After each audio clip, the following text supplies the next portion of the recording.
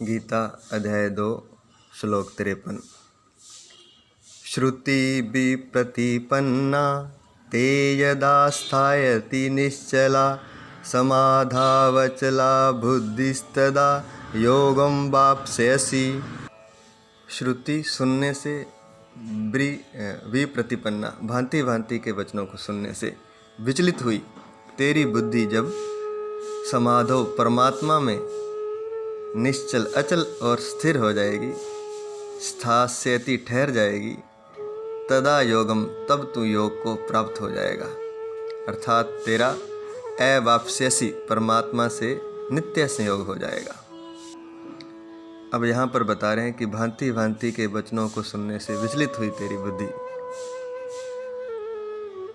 हमारी बुद्धि अनेक विचारों से विचलित हुई है, हो चुकी है, शायद जन्मों जन्मों से ही चल रही है ये प्रक्रिया। इतने विचार हैं, पता नहीं कितने, अनंत ही हैं, और उन्हीं विचारों की वजह से वो विचारें जैसे सागर पर लहरें उठती हैं, बड़ी बड़ी लहरों की तरह हैं।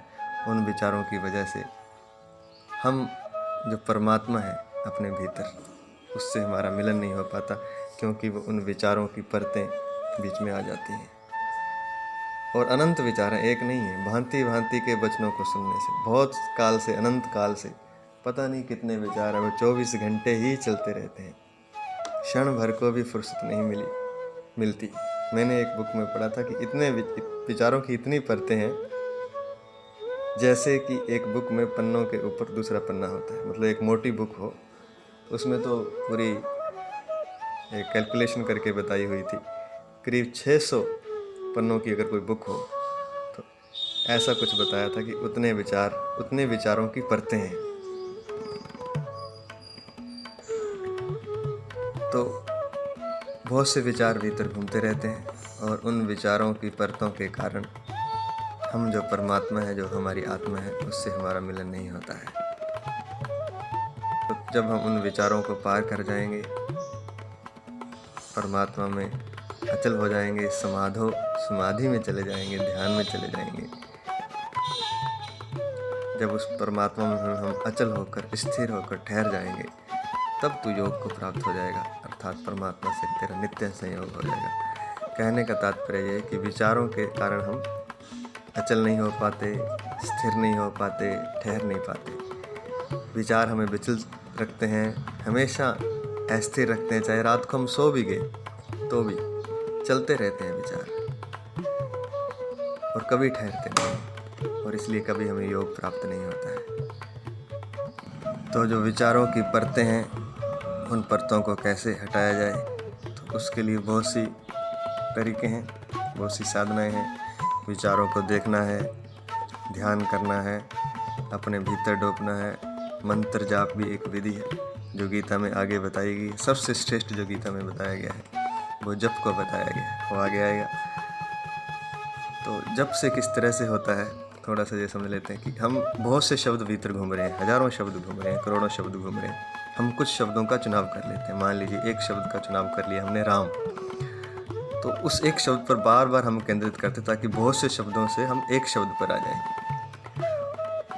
एक शब्द पर हमारा जब ध्यान केंद्रित हो जाएगा, तो उस एक शब्द के फिर और भीतर जब हम जाएंगे, उसी एक शब्द पर और ध्यान लगाएंगे, तो उस शब्द से हम पार चले जाएंगे, अर्थात विचारों से हम पार चले जाएंगे, और पार जाते ही परमात्मा का लोक है। तो यह एक तरीका है।